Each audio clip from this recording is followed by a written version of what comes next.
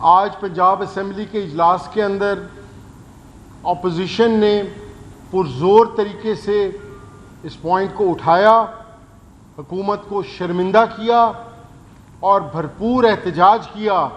आज जो सूबा पंजाब की सूरत हाल है, सूबा पंजाब आज जल रहा है। लॉ एंड ऑर्डर की सिचुएशन अपनी बदतरीन कंडीशन के अंदर है। ये जो रात से शुरू होने वाला मैसेकर, ये जो अपना कत्लो गारत की जो दास्तान जो इन्होंने खून से लिखी, जो सुबह तक जारी रही, और उसके बाद अब वो हालात पूरे पंजाब के अंदर गली कूचों में फैल चुके हैं, जहां 282 के करीब जो लोग शहीद हुए, 1600 के करीब लोग जख्मी हुए। आज हमने उस पॉइंट को उठाया और हुकूमत से जवाब लेने की कोशिश की, जो उनके पास कोई जवाब नहीं था, कि जब शहबाज शरीफ साहब यहाँ चीफ मिनिस्टर थे तो मावराए अदालत यहाँ कत्ल होना शुरू हो गए थे। अभी मॉडल टाउन की सानिया मॉडल टाउन के जिसके अंदर 14 लोग शहीद हुए थे, उसकी कार्रवाई का कोई जवाब नहीं आया, उसकी इन्वेस्टिगेशन का कोई जवाब नहीं आया। तो रात इन्होंने जो जुल्म व बर्बरियत की, उनकी भतीजी चीफ मिनिस्टर साहिबा ने जो लिखी दास्तान, उसका सवाल हमने उठाया असेंबली के अंदर। पुरजोर हम उनकी आवाज़ बने और हमने बड़ा साफ, बड़ा कैटेगोरिकली कहा कि हमारी चाहे उनसे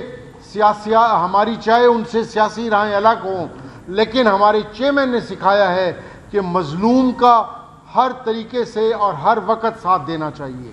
हमने उनसे पूछा, उन्होंने हमें ये कहकर हमसे टाइम मांगा कि हमारे पास अभी रिपोर्ट पूरी नहीं हुई।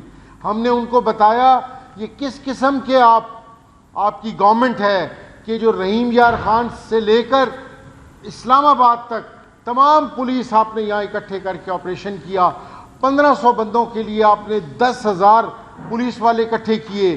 1500 बंदों के लिए आपने 2 लाख के करीब आंसू गैस के शेल्स के राउंड फायर किए। आपने अनगिनत गोलियां बरसाई गईं। तो हम इनको बताने का मकसद ये था कि जो आपने 9 मई के बाद हमारे वर्कर्स के घरों में चार दीवारी को पामाल करते हुए आपने वर्कर्स के घरों के अंदर पुलिस घुसाई, आज वो पुलिस इस हद तक इख्तियार से आपके बाहर हो चुकी है। इख्तियार से क्या बाहर हुई है? वो आपकी आलाकार है, वो आपके हुक्म के ऊपर उसने कल रात को वहाँ पर जुल्म व फस्तायत की और जो खून से उसने नहला दिया। ये आपको बताएं कि ये चीज़ यहाँ नहीं रुकनी, ये पूरे पंजाब के अंदर फैल जाएगी। हर गली कूचे में जब 280 लाशें जाएंगी तब आप रिएक्शन देखिएगा। ये चाह क्या रहे हैं? जब तक मुल्क के अंदर सियासी इस्तेहकाम नहीं आएगा तब तक मुल्क के अंदर कभी भी सियासी अपना इस्तेहकाम नहीं आएगा, तब तक मुल्क के अंदर मुआशी जो है वो इस्तेहकाम नहीं आएगा। हम बार बार कहते रहे हैं, हम 2 साल से ऑलमोस्ट इनको कह रहे हैं, इनके कानों पर जूं तक नहीं रेंग रही। ये अपने ताकत के नशे के अंदर, ताकत के गरूर के अंदर इस हद तक वो घुमंड के अंदर हैं कि इन्हें ना गरीब आवाम के घर का चूल्हा दिखाई दे रहा है, ना इन्हें मजलूम लोगों की लाशें दिखाई दे रही हैं। बार कैफ हमने आज एहतजाज भरपूर किया, अभी क्वेश्चन आवर है, हम इसके बाद जाकर दोबारा भरपूर एहतजाज करेंगे। कोई सवाल हो तो प्लीज़ मोस्ट वेलकम। ये बताइएगा इस वक्त जो तमाम रोड की सूरत आ गई है, रास्ते वगैरह बंद है, और जब आपने हुकूमत से चीज़ें नंबर्स वगैरह मांगे हैं तो क्या जवाब आगे? उन्होंने हमें कहा है जी हमारे पास कोई डिटेल रिपोर्ट नहीं है। हमने नंबर्स उनको बताए हैं कि रफली, अब हम खुद तो मतलब गवर्नमेंट तो नहीं है, हम तो कलेक्ट नहीं कर सकते नंबर्स, पर हमने कहा जो सोशल मीडिया पर चल रहा है वो 282 के करीब शोधा हैं और 1600 के करीब जख्मी हैं। 1900 उनके पास कुछ भी नहीं था। अपना वजीर जो हैं अपना पार्लिमानी अमूर एंड लॉ, उनके पास कोई जवाब नहीं था किसी चीज़ का।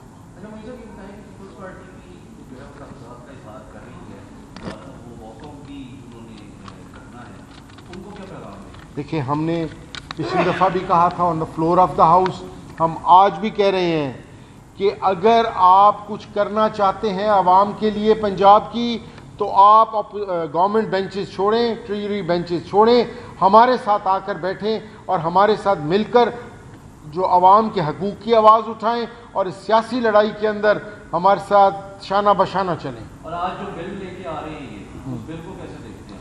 उस बिल का अलिफ से देखिए सर, जो बल्दियात होता है वो ग्रास रूट लेवल के ऊपर लोगों को, अपने नुमाइंदों को एम्पावर करना। इन्होंने पहली तो नंबर 2 ये कही कि जो पहला फेज़ ऑफ इलेक्शंस है वो गैर जमाती, उसके बाद जो बन जाए through deputy commissioners, through DPOs, through SHOs, ये अपनी जमात में शामिल करा लें। हमने इस पर इसके ऊपर सख्त हमने रद्द अमल दिया, नंबर 1। नंबर 2, उन्होंने डिस्ट्रिक्ट्स ख़त्म करके तहसील और टाउन्स बना दिए और उनके ऊपर डिप्टी कमिश्नर को बना दिया गया। ये हमें किसी सूरत ना हमें मंजूर है ना पंजाब की आवाम को मंजूर है।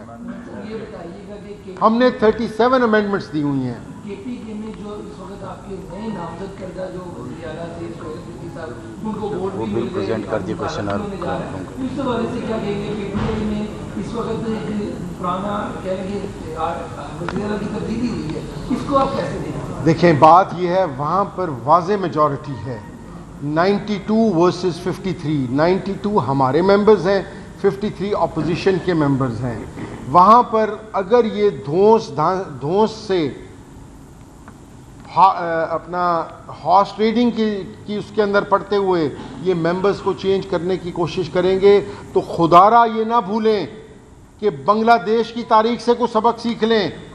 आप एक हद तक किसी को दबा सकते हैं, आप एक हद तक जो है अपना पानी का रास्ता मोड़ सकते हैं, ये ना करें इस तरह।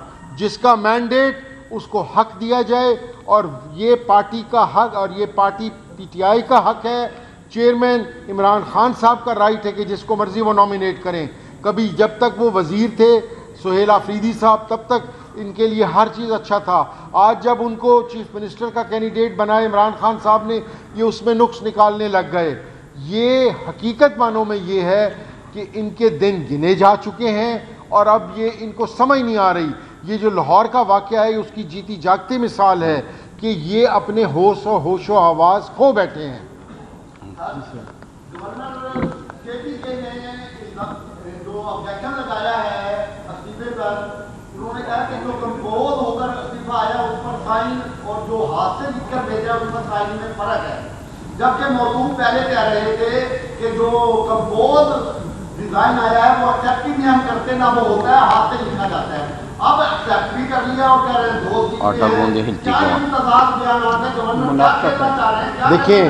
देखें जी, बात ये है जैसे कि पहले बात हुई, ये बुखलाहट का शिकार हैं। चीज़ें आहिस्ता आहिस्ता इनके हाथों से निकल रही हैं। आवाम जो कि महंगाई से तंग थी, जो कि लॉ एंड ऑर्डर से तंग थी, आज जब ये उनके दिए हुए मैंडेट पर शब खून मारने के सारे ये बहाने हैं कि जी लिखा हुआ क्यों है, हाथ से लिख कर दें, टाइप किया हुआ क्यों है, सिग्नेचर्स फ़र्क हैं, आटा गूंदते हुए हिलती क्यों है। बात यह है कि सच सच है, और सच और हकीकत ये है कि जो हमारी वहाँ पर एब्सोल्यूट मेजॉरिटी है, और अगर इसको इन्होंने चैलेंज करने की कोशिश की, इसको उन्होंने अक्सरियत को अक़लियत में बदलने की कोशिश की, तो वल्लाह बिल्लाह इस मुल्क का बहुत बड़ा नुकसान हो जाएगा। Thank you.